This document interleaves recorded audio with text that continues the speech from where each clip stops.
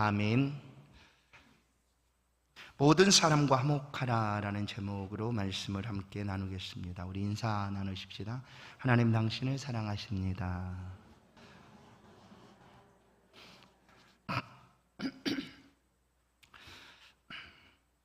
예수를 믿고 살아가는 삶이란 우리의 삶의 반경이 훨씬 더 넓어지는 일입니다. 누군가는 예수 믿음으로 아주 삶의 반경이 좁아진다, 우리끼리라고 표현을 하지만 사실 성경은 우리가 예수를 믿음으로 훨씬 더 우리의 삶의 테두리가 넓혀져 가고 있다는 사실을 가르쳐 주고 있습니다. 예루살렘과 온 유대와 사마리아 땅끝까지라고 주님은 우리가 나아갈 장소를 말씀합니다. 이제 예수를 믿음으로 말미암아 우리는 그전에는 나의 삶, 내 반경 테두리의 삶이었다면 지금은 모든 사람입니다. 온 세상을 향하여 우리가 관심을 가지고 또 품어야 되는 그런 대상이다라는 것을 우리 가운데 가르쳐 줍니다. 성도가 머물러야 될 장소, 성도가 함께 있어야 될 그곳은 바로 모든 사람 있는 곳입니다. 이와 같은 넓은 테두리를 더 갖게 되고 그런 삶을 살아가는 동안 그 속에서 화목하지 못하는 이유들이 많이 있습니다. 화목되지 않는 이유, 하나 되거나 화평하지 못하는 이유, 때로는 미워서, 원수라서, 싫어서, 정이 안 가서, 그냥 왠지 싫어서, 불편해서, 잘난 척해서 여러 가지 이유들로 화목하기를 우리는 거부합니다. 그러나 오늘 성경은 이 모든 사람, 우리가 믿음으로 살아가는 삶의 테두리가 훨씬 더 넓어졌고 그 삶을 살아가는 동안 우리가 어떻게 살아가야 되는가에 대한 성도의 새로운 삶에 대해서 지난 시간에 이어서 또다시 말씀을 해 줍니다. 산상보훈을 보면 예수님께 산에 올라가서 하신 말씀, 마태복음 5장부터 기록된 말씀을 보면 그 말씀을 읽고 들을 때마다 우리는 좌절할 수가 있습니다. 이렇게 못하지. 예수 믿은 것뿐인데 도저히 그렇게는 할 수가 없어. 오른밤을 치고 왼밤을 돌려대라? 못해.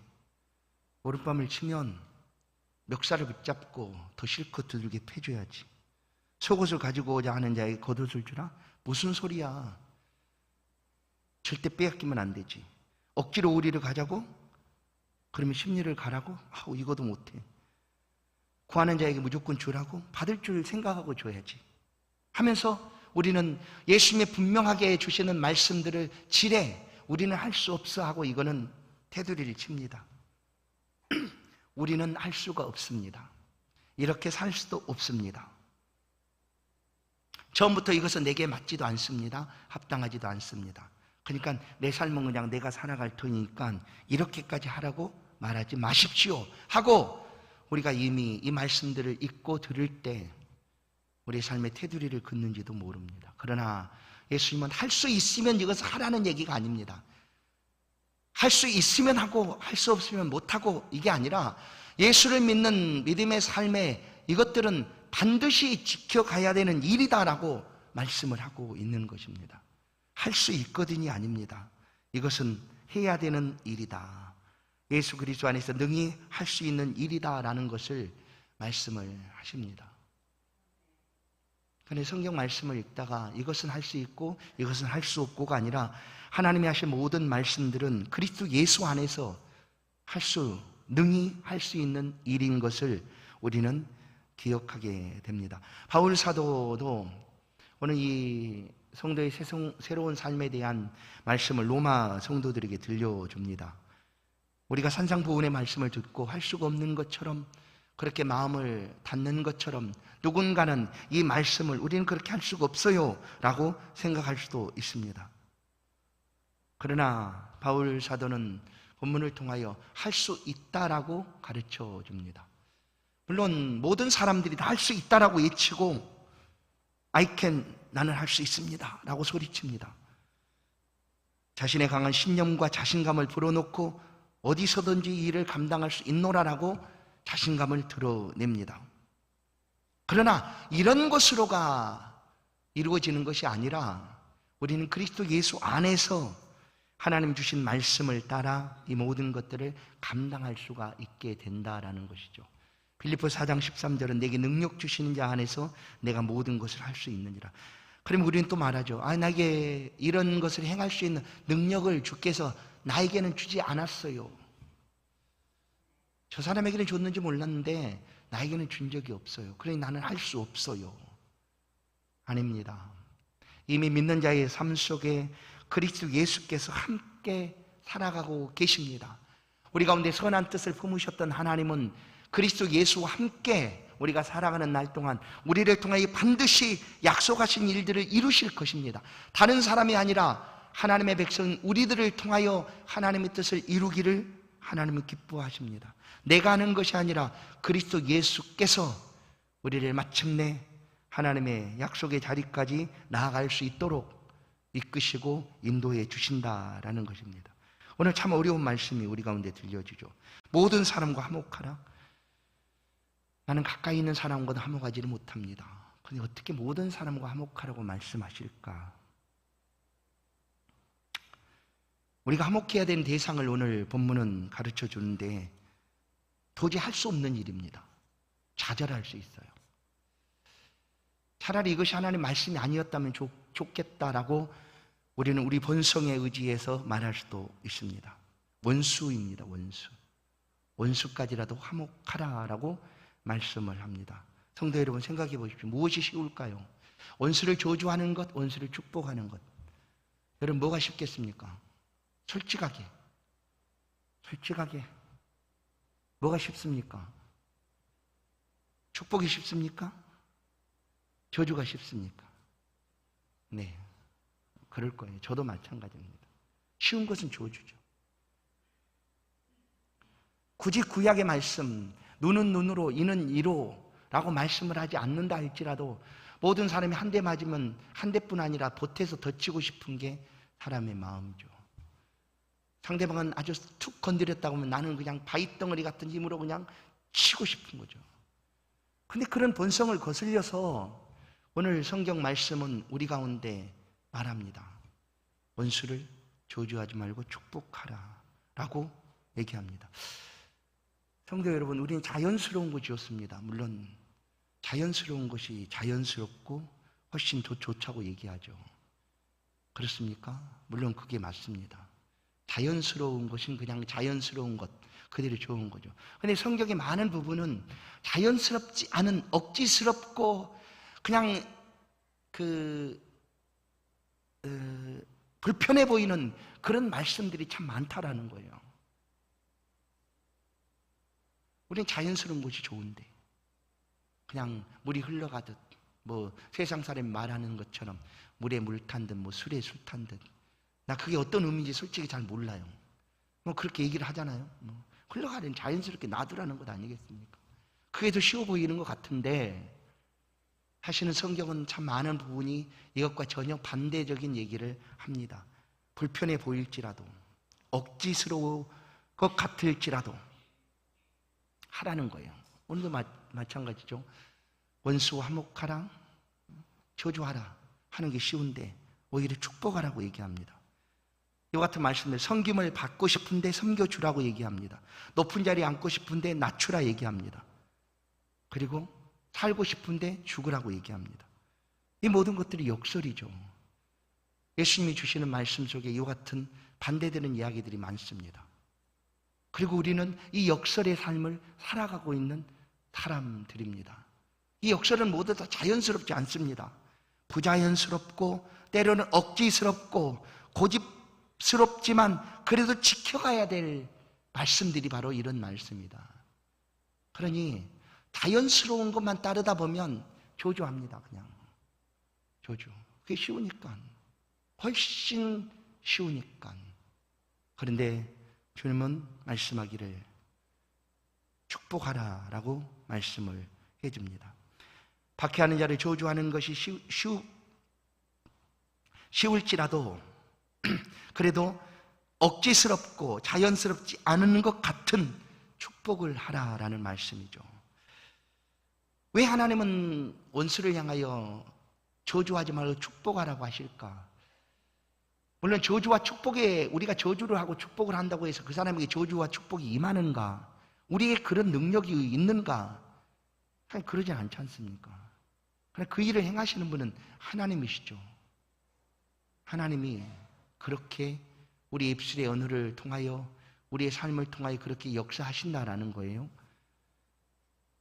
그 축복하고 저주하는 주체는 하나님이십니다. 그런데 우리가 저주하고 축복하면, 저주하면, 원수를 향하여 저주하면 어떻게 될까요? 우리는 완전하지 않은 사람들입니다. 그리고 이 사람과 사이의 관계가 상당히 얽히고 설켜서 무엇이 옳고 그른지를 잘 모를 수도 있어요. 왜냐하면 어느 한쪽 입장에서 보면 그것이 옳을 수 있어요. 또 상대방도 자기네 입장 속에서 보면 그것이 옳을 수 있어요. 그런데 서로 원수예요. 서로. 그럼 나는 이것이 내 원수다, 저주하는 게 맞다라고 얘기해서 저주한다 할지라도 성경은 그 사람이 저주받을 사람이 아니면 내가 쏟아놓은 저주는 반사 돼가지고 그냥 내게 임한다라고 그렇게 가르쳐 줍니다. 예수님께서 제자들을 세상으로 보냅니다. 예수 복음, 하나님 복음을 전하라는 복음의 말씀을 주고 말씀을 들려줘서 세상으로 보냅니다. 그게 이제 제자 파송을 말하고 있는 마태복음 10장의 내용입니다. 예수님께서 그 보낸 제자들을 향하여 이렇게 말씀합니다. 10장 12절 13절 또 그 집에 들어가면서 평안하기를 빌라. 그 집이 합당하면 너희 빈 평안이 거기 임할 것이요 만일 합당하지 아니하면 그 평안이 너희에게로 돌아올 것이다.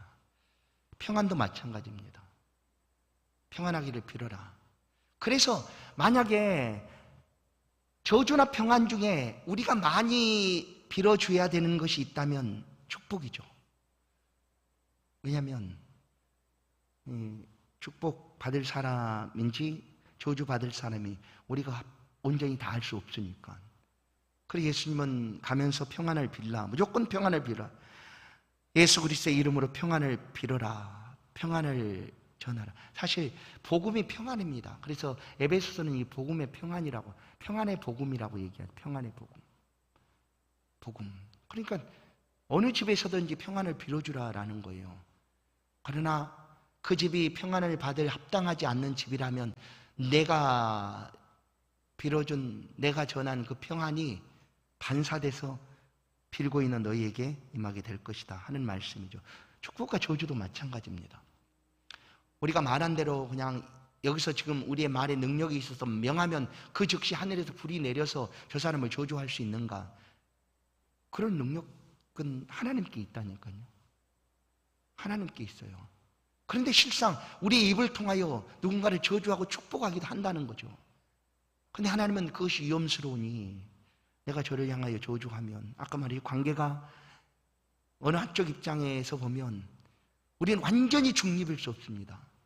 손은 안으로 굽는다고 언제나 모든 일을 할 때 기울게 돼 있어요. 완전히 중간 없어요. 우리는 그렇게 할 수가 없어요. 그래서 하나님은 저주하지 말고 축복해라 하시는 것입니다. 만약에 예수님께서 이 땅에 오셔서 구약에 있는 그 말씀, 이는 이로, 눈은 눈으로 그렇게 하시는 그 율법대로 행하셨다면 우리 중에 살아남을 만한 사람이 누가 있을까? 아무도 없습니다. 예수님이 모두 다 이 땅에 있는 모든 죄 지은 인류를 향하여 저주하셨을 것이니까 그 행한 대로 갚으신다 하면 저주밖에 받을 것이 없는 그런 인류였는데 예수님이 이 말씀대로 하지 않으셨대요. 예수님 당신이 삼위 하나님께서 시내산 꼭대기에서 수유했던 그 율법을 예수님께서 그대로 말씀하셨지만 그렇게 행하지 않으셨다라는 거예요. 오셔서 어떻습니까? 원수를 축복해 줍니다. 원수를 축복합니다. 오히려 죄인들을 저주하지 않고 그들에게 하늘나라의 복음 평안을 들려줍니다. 우리를 향하여 예수님은 저주하지 않으셨습니다. 축복해 주셨습니다. 원수를 내가 갚으면 어떻게 될까요? 내가 원수를 또 맺게 되는 원수가 되는 거죠. 누군가의 원수가 되지 않겠습니까? 나는 그것이 합당하다고 행하였을지 몰라도 그것은 계속해서 꼬리를 물듯 계속해서 반복되는 일이겠죠. 그런데 하나님은 분명하게 우리 가운데 말씀, 원수 갚는 것은 내게 있으니 내가 원수 갚지 말아라. 하나님이 갚아주시겠다. 가장 공정하고 의롭고 공평하신 하나님. 하나님 어디 하나 기울으시는 분이 아니십니다. 왜냐하면 하나님이 그냥 선의 기준이시니까. 완전한 선이시니까. 어디로 기울일 수 없어요. 기울어질 수가 없어요. 하나님은. 그래서 하나님께서 갚아주시겠다. 원수를 벌하시는 분은 하나님입니다. 그래서 오늘 본문에 이렇게 말씀하죠. 19절, 20절 말씀을 같이 한번 보겠습니다. 19절, 20절 같이 한번 말씀을 읽겠습니다. 시작. 내 사랑하는 자들아, 너희가 친히 원수를 갚지 말고 하나님의 진노하심에 맡기라. 기록되었으되 원수 갚는 것이 내게 있으니 내가 갚으리라고 주께서 말씀하시니라. 내 원수가 줄이거든 먹이고 목마르거든 마시게 하라. 그리함으로 내가 숯불을 그 머리에 쌓아 놓으리라. 아멘. 원수는 하나님이 갚으시겠다라고 말씀을 하십니다. 그런데 이 하나님의 갚으심의 방법이 너무나 기가 막혀요. 우리는 선함으로 대하면 그 원수에게 있어서 우리의 선함이 가장 무서운 벌이라는 거예요. 그게 뭡니까? 우리는 그 사람을 향하여 먹여주고 목마르거든 마시게 하고 하는 거예요. 선으로 베풀라. 원수지만 축복해주라는 표현이죠.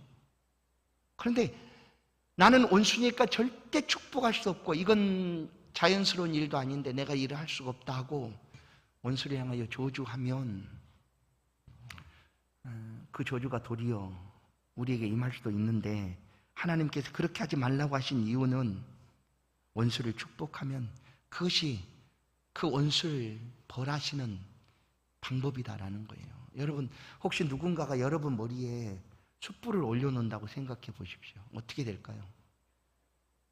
머리카락에 불 붙으면 난리 나잖아요. 삽시간에 그냥 머리 탁 타잖아요. 탄 정도가 아니라 불덩이가 머릿속에 딱 올려져 있다고 생각해 보십시오. 어떻게 될까? 바로 원수를 벌하시는 하나님의 방법이 바로 그와 같다는 거예요. 우리는 원수에게 말씀대로 지켜 행하고 축복하면 그 원수는 저 인간이 왜 나한테 저렇게 축복을 해? 이렇게 받아들일지 모르지만 실상은 하나님께서 원수를 갚으시는 방법이 그와 같다. 뭐예요? 그 머리에 숯불을 머리에 쌓아 놓는 것이다. 그리함으로 내가 숯불을 그 머리에 쌓아 놓으리라 라고 말씀을 하시는 것입니다. 그러니까 참 부자연스럽고 억지 같은 일이지만 성도의 새로운 삶은 이와 같은 삶을 살아가는 것이다 라고 로마 성도들을 향하여 바울 사도가 들려주고 있는 말씀입니다. 원수를 축복하라 라는 것이죠. 또 있습니다. 즐거워하는 자들과 함께 즐거워하고 우는 자들과 함께 울라. 이건 굉장히 쉬운 일 아닙니까? 이게 어렵습니까? 즐거워하는 자들과 함께 즐거워하고 우는 자들로 함께 울어주라. 여러분, 결혼식 가면 축하해 주는 거죠. 즐거워하는 사람과 함께 축하해 주고, 장례식 가면 애통하는 자들과 함께 울어주고. 이건 어떻습니까? 어렵습니까? 쉽습니까? 쉽죠. 아주 쉽죠.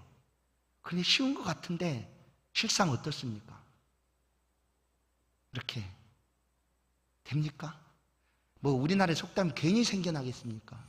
그 아주 오랜 시간 동안 그 사회적인 관습 속에 나타나고 있는 그런 일들이 속담으로 늘어나는데, 사돈이 뭐 땅을 사면 내 배가 왜 아픕니까? 도대체 이유를 모르겠어요. 사돈이 땅을 사면 어떻게든 내 딸이든지 아들이 좋은 일 아니에요. 그럼 좋은 거 아닐까요? 근데 왜 내 배가 아플까? 나는 아직 우리 사돈이 땅 샀다는 소리를 못 들어서 배는 안 아픈 것 같은데 왜 그럴까요? 도대체 왜 그럴까요? 왜 그럴까요? 이 죄악된 본성 때문에 그러지 않을까. 사람이 가지고 있는 시기함과 질투 때문에, 시기심과 질투 때문에. 그래서 너무나 쉽고 자연스러운 일인데 이것조차 어렵다라는 거예요. 이것조차 어렵다라는 거예요. 함께 축하해주고 어려웠을 때 함께 울어주고, 이게 얼마나 쉬운 일입니까? 정말로. 성도의 새로운 삶은 이런 삶을 살아가야 되는데 이게 어렵다라는 거예요. 그래서 바울은 권면하기를 말씀하고 있는 15절 말씀, 그렇게 말하는 거 아니에요? 15절, 즐거워하는 자들과 함께 즐거워하고 우는 자들과 함께 울라. 이것이 다 지켜 행하고 있는 일이라면 굳이 말씀할 필요가 없지 않습니까? 근데 그 시대에도 이게 참 어려운 것 같았어요. 그러니까 말씀을 하고 있는 거죠. 오늘 우리의 삶에서도 참 쉬워 보이지만 사람의 죄악된 본성 속에 자리 잡고 있는 이 시기심과 질투가 이것을 쉽지 않게 하고 있다는 거예요. 그러나 성도는 즐거우면 함께 즐거워해 주는 것입니다. 울면 함께 울어주는 것입니다. 그것만으로도 충분하게 위로가 되고 힘이 되어주기 때문이죠. 이 자연스러운 것을 행하십시오. 이거는 아주 쉬운 일이니까. 그 다음에 악을 악으로 갚지 말고라고 얘기합니다. 악을 악으로 갚지 말고. 17절, 아무에게도 악을 악으로 갚지 말고 모든 사람 앞에서 선한 일을 도모하라. 이건 역시 너무 어려워요. 아까는 똑같은 거죠. 한 대 치면 두 대 치고 싶고, 내 거 빼앗아 가면 있는 것 더 빼앗아 버리고 싶고, 뭐 이런 거 아니에요. 근데 결국 그렇게 되면 악을 악으로 갚는 일이 벌어집니다. 오늘 21절은 악에게 지지 말고 손으로 악을 이기라 라고 말하죠. 악에게 지지 말아라. 악을 악으로 갚는 것은 악에게 지는 것이기 때문에 그렇게 하지 말고 선으로 악을 이기라. 이건 역시 원수를 축복하라는 말과 같지 않습니까? 그죠? 원수인데 축복해 주는 거예요. 악을 행하는데 선으로 대해주는 것입니다. 그것이 이기는 비결이다. 그것이 성도가 새로운 삶을 살아가는 성도의 삶의 모습이다라고 말씀을 해줍니다. 우리가 모든 사람과 화목할 수가 있을까? 어렵죠. 그러나 모든 사람이 아닐지라도 내 삶에 있어서 이만큼이 모든 사람이라고 여기는 것만큼은 이렇게 화목하며 살아갈 필요가 우리 가운데 있습니다. 악에게 지지 말고 선으로 악을 이기라라고 말씀하는데, 디모데전서 6장 18절을 보시면 선을 행하고 선한 사업을 많이 하고 나누어 주기를 좋아하며 너그러운 자가 되게 하라. 이것이 장래에 자기를 위하여 좋은 터를 쌓아 참된 생명을 취하는 것이니라. 선을 행하고 선한 사업을 많이 하고, 선을 행하고 선한 사업을 많이 하고. 악을 이기는 비결은 절대로 악을 가지고 이길 수 없습니다. 왜냐하면 나도 똑같은 사람이니까. 그렇게 되면 누군가가 이게 적절한 비유가 될지는 모르겠어요. 예전에 우리 전도사님하고 대화하다가 이렇게 얘기를 했어요. 이제 군대 생활이잖아요. 군대 생활. 저도 군대를 들어갔더니 이제 제2로 한 80명이 있더라고요. 포대니까. 그러면서 한 고참이 이 노란 깔깔이복을 입고 이제 곧 전역하기 얼마 안 남은 고참이 내 들어가니 딱, 나 보이지 너. 네 눈앞에서 저 사람이 다 없어져야지 너 제대하는 거야. 뭐 이렇게 얘기를 하더라고. 근데 이제 군대 갔는데 이렇게 그때 3,300원인가가 월급이었어요. 요즘은 100만 원 넘는다고 하는데 3,300원 2등병 월급 3,300원 정도 되는 것 같았어요. 그거 받으면 그 당시에 담배 15갑하고 3,300원을 줘요. 근데 저는 담배를 안 피니까 가자마자 물어요. 고참이, 너 담배 피워? 안 핍니다. 무조건 받아. 핀다고 그래, 받아. 그래서 나눠줄 때 담배 핀다고 그러면 15갑을 줘요. 그리고 안 핀다고 하면 돈을 그 값을 주는데 조금밖에 안 줘요. 담배 값을. 그러니까 담배를 PX가 사서 피려면 비싸니까 안 피는 사람이 오면 아주 땡 잡은 거죠. 그래서 너 피신다고 그러고 받아. 그래서 이제 상납하는 거예요.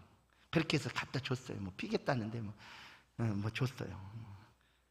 그리고 이제 그 3,300원 가지고 월급을 받으면 위에 이제 저는 2등병이니까 상병인가 일병 고참인가가 다 뺏어가요. 뺏어간 게 아니라 합당한 이유로 각출을 하는 거죠. 야, 얼마 오면 우리 선배 그 병장님 제대하잖아. 그럼 군대 생활 열심히 했는데 반지도 맞춰주고 뭐 방패도 맞춰주고 뭐 해야 되니까 모으는 거야. 뭐 그렇게 뺏어가더라고 다. 뭐 없어요. 그냥 어차피 들어갈 돈도 없고 군대에서 다 주니까 아무 상관없어요, 솔직히. 뭐 밥 먹여주지, 옷 주지, 다 주잖아요, 군대는. 그러니까 뭐 그렇게 했어요. 그러면서 이제 생각을 했어요. 내가 고참이 되면, 내가 전역할 때 되면 나는 안 하겠다라고 생각을 했어요. 이거 나는 안 한다. 그래서 물었어요. 그래 전도사님 그렇게 물은 거예요. 그래서 내가 이 얘기를 해줬죠. 나는 내가 그래서 그렇게 하고 고참 돼가지고 나는 그거 다 없앴다. 하지 말아라고 그랬다. 그렇게 했다고 얘기를 했어요. 그랬더니 전도사님이 하는 말이 목사님이 전역한 다음에 분명히 그 다음에 또 했을 거예요. 그러더라고. 그는 나는 잘 몰라요. 그래 나는 그걸 안 했어요. 안 했어요. 누군가는 그걸 끊어야 되는 거죠. 일단. 근데 세상의 악을 끊어가는 방법은 그 가장 그 유력한 사람들은 누구냐면 성도들입니다. 성도들. 하나님을 섬기는 성도들이 세상의 악을 줄여갈 수 있어요. 악이 없어지진 않겠지만 그 악을 줄여가는 비결이 뭐냐면 악보다 더 많은 선을 행하는 거예요. 선을 많이 하는 거예요. 계속해서 선한 일을 행하고 계속해서 선한 사업에 힘쓰고 그렇게 하면 악이 사라집니다. 완전하게 사라지지 않지만 악이 줄어드는 거죠. 줄어드는 거예요. 줄어들어요. 그리고 천국에 가면 이런 게 없어지니까 악은 그때는 완전히 소멸되겠죠. 그리고 이 땅에 있는 동안은 죄와 악이 완전히 없어지진 않아요. 그러나 성도가 이 새로운 성도의 삶을 말씀을 붙들고 살아가면 그 삶의 자리에서 악이 줄어드는 퍼센티지가 좀 작아지는 거죠. 선이 커지고 악이 작아지는 거예요. 그래서 성경은 이렇게 말씀하고 있는 거예요. 이건 역시 모든 사람과 화목하라고 우리 가운데 하지만 우리는 처음부터 이것을 할 수 없다 하고 제껴버리면 우리는 말씀으로 잘할 수 없습니다. 그러나 나는 할 수 없지만 내게 능력 주시는 그리스도 예수 안에서 모든 것을 할 수 있습니다라고 믿음 안에서 조금씩 행해갈 수 있다라는 거예요. 모든 사람과 화목하라. 어려운 말씀입니다. 하지만 이 말씀은 우리를 위하여 때로는 우리의 삶의 행복을 위하여 하나님이 하시는 말씀입니다. 우리가 우리 본성대로 원수를 향하여 마음이 내키는 대로 행하게 되면 결국 예수님 안에 우리 안에 함께 살아 계시는 예수 그리스도 또 우리의 영혼이 힘들고 아프다는 사실을 하나님이 아시기 때문에 이와 같은 삶을 살아가도록 억지스럽고 좀 불편하고 자연스럽지 않고 힘들지만 그렇게 살아가라. 그렇게 함으로 할 수만 있다면 세상 모든 사람들에게 악이 아닌 선을 따라 살아갈 수 있도록 선한 일에 힘쓰라라는 말씀을 하고 계십니다. 더 크고 넓은 삶의 터전을 허락하신 하나님, 예수를 믿었다는 것은 이 터전이 넓어졌다는 얘기입니다. 누군가가 말하는 것처럼 이제 우리끼리만이 절대 아니에요. 이 다른 종교는 산속으로 들어간다고 말하면 우리는 세상으로 나가야 되는 종교라는 표현을 쓰지 않습니까? 세상으로. 그러니까 믿기 전에는 요만큼이었다면 믿은 후에는 훨씬 더 넓어진다는 거예요. 그렇게 하나님이 이 세상 모든 사람들을 품을 수 있는 그런 넓은 반경을 우리 가운데 허락해 주셨습니다. 그 삶의 자리에 살아가는 여러분, 다른 사람은 몰라도 말씀을 듣고 있는 우리들은 성도의 새로운 삶을 힘있게 살아서 세상 속에 악이 아니라 선이 가득하게 되는 그런 복된 삶을 살아가기를 주의 이름으로 축원합니다. 고린도후서 5장 18절부터 20절 말씀을 결론으로 같이 한번 합독하고 말씀을 마치겠습니다. 고린도후서 5장 18절 20절 같이 읽습니다. 시작. 모든 것이 하나님께로서 났으며 그가 그리스도로 말미암아 우리를 자기와 화목하게 하시고 또 우리에게 화목하게 하는 직분을 주셨으니 곧 하나님께서 그리스도 예수 안에 계시사 세상을 자기와 화목하게 하시며 그들의 죄를 그들에게 돌리지 아니하시고 화목하게 하는 말씀을 우리에게 부탁하셨느니라. 그러므로 우리가 그리스도를 대신하여 사신이 되어 하나님이 우리를 통하여 너희를 권면하시는 것 같이 그리스도를 대신하여 간청하노니 너희는 하나님과 화목하라. 아멘. 하나님 감사합니다. 모든 사람과 화목하라 하시는 말씀이 때로는 우리가 너무나 힘들게 감당할 수 없는 말씀처럼 다가올 때가 있습니다. 하지만 오늘 우리 함께 하시는 주님을 의지하여 이 말씀 또한 우리 행복과 우리의 삶의 평안을 위하여 주시는 말씀인 것을 믿고 주의 말씀을 따라 살아갈 수 있기를 간절히 소원합니다.